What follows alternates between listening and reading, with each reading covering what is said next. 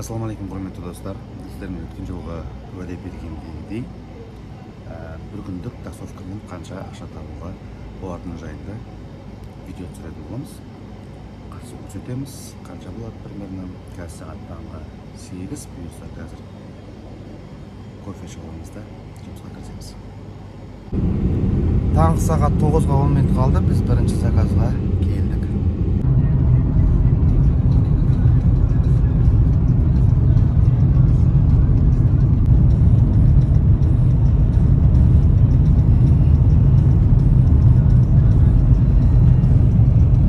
Бір сағат жүрдік, бір сағаттың ішінде 3616 теңге жасадық.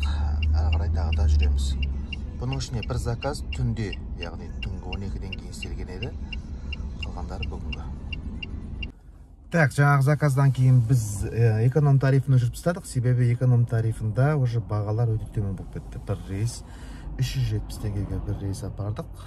Мен білмеймін, Яндекстің бұл қандай саясаты, себебі Алматының ішінде жай жолдың бойына шығып, такси тоқтатып қолымен сен 370 теңгеге бір жерге жете алмайсың. Кемі 400-500 теңге. Сонымен эконом тарифін өшіріп тастадық. Қазір тек қана доставкамен және курьерский службамен ғана жүреміз. Оның бір жақсы жері, сен кешкі сағат қателеспесем 8-ге дейін ба, 9-ға дейін ба, кез келген заказдан гарантированно 1100 теңге табасың. Сондай кеттік. Азанғы сағат 9-дан бері негізі 7 заказ жасадық. Негізі 8 деп тұрды, біреуі түнгі оның 6176 теңге тауыппыз. 8 заказ. Сағат 11 болды, яғни 2 сағатта. Енді ары қарай кеттік бұйырса. Бұл жерден 1000 теңгені смел алып тастау болады, сонымен 5000 теңге 2 сағатты таптық. Ары қарай кеттік. Әңгімеге тұздық болсын кішкене. Қаланың ішінде негізі тұман, бірақ Әл-Фарабидің бойында осылай үнемі күн шығып тұрады ғой. Даже анау Алматыда бір әзіл сөз бар ғой. Выше Әл-Фараби даже солнце по-другому светит деген. Сағат түскі 1:30 болды. Намаздың уақыты келді. Әдеттенетін уақыт. Зайтун деген асханадан қанша тамақ алдық. 2 компот, нан, бұндай тамақ үшін салат и манпат бәрі жартыдан. Сонда есептеген кезде 2000 теңге болды. Жаңағы Зайтун деген асхананың ішінде қандай дәрет алатын жері, қандай намаз оқитын намазханасы бар. 5 намаз осы жерден оқып алды. Енді қарай қарындық, бұйырса жұмысты жалғастырамыз. Түске дейінгі біздің табыс 9300 теңге. Бұл жерден 900 теңгені алып тастаймыз, түндегі доход. Ал енді бисмилля басталды. Сағат 2-ден 20 минут кетті. Линияға шықтық, біраз отырдық. Ол шыққан жер қаланың орталығы, негізінде заказ болу керек. Бірақ Яндекс заказ бермей жатыр. Бұны салып қоятын болдық қой. Көрейік иншалла. Сәл орын жылжытып көру керек, бұндай жолайда.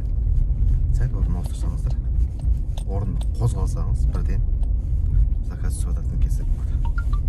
Так, біз әрі жалғастырып жатырмыз. Кешкі сағат 4 болды. 4-ге дейін, в общем, 11.000 теңгедей жасадық. Пробег қанша жүріп тастадық? Пробег бізде 108 километр. Әне дегенше екінтінің уақытысы келді. Мешіттер жауып қойғандықтан осылай көшеде оқуға тура келеді. Так, кешкі сағат 6-дан 20 минут кетті. Бұға дейінгі жасаған ақшамыз 14580 теңге. 16 заказ орындадық. Осымен бүгінгі күн аяқталып жатыр. 2886 теңгеге газ құйдық. Полный бак. Енді үйге. Впереди камера на полосу.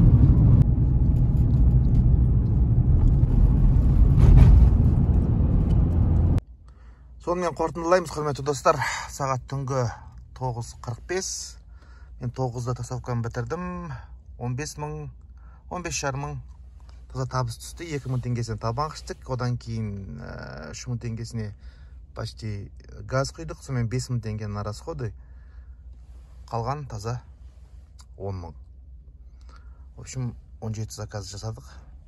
Құрметті достар, бұл бір күннен кейінгі результат. Өткен жолы естеріңізде ме? Мен соны дұрыстап сіздерге түсіндірейін деп жатырмын. Негізі общий біздің орындаған заказ 19.240 теңге болған.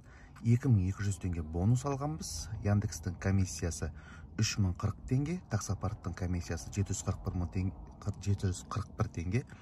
150 километр пробег жүрген біз. Ол енді 150 таксовканың ішінде жүрген, бірақ та заказға дейін барған, ары бері жүрген заказдар бар. Примерно шамамен 200 километр жүрген шығармыз деп ойлап тұрмын. Мүмкін 200-ден 5-10 шақырым жүреді. Бірақ соның бәрін есептеп тастаған кезде бізде 17.659 теңге қалды. Оның 1000 теңгесі бір күн бұрын жасалған заказ еді, сонымен таза грубо 16.000 теңге. Бұл 12 сағаттық жұмыс, қатты қиналмай, былай қарасаң жасауға болады. Сондай. Ал енді сіздерге бар болған видео ұнап жатса, пікірлеріңізді қалдырыңыздар, лайктарыңызды басыңыздар, каналға тіркеліп қоюды ұмытпаңыздар. Сонымен тәмам аман болыңыздар.